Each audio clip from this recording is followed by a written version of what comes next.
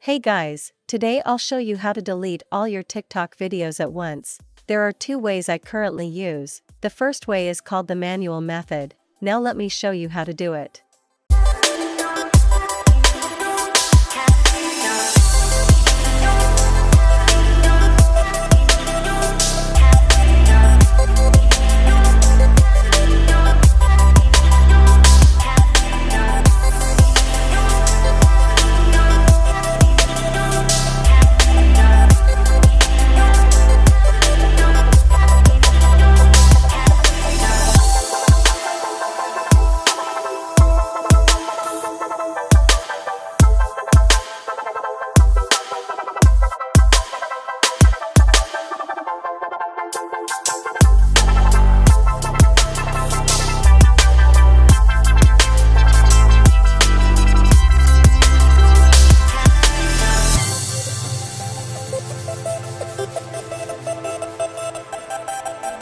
Now the second method is to tell TikTok to do it automatically for you.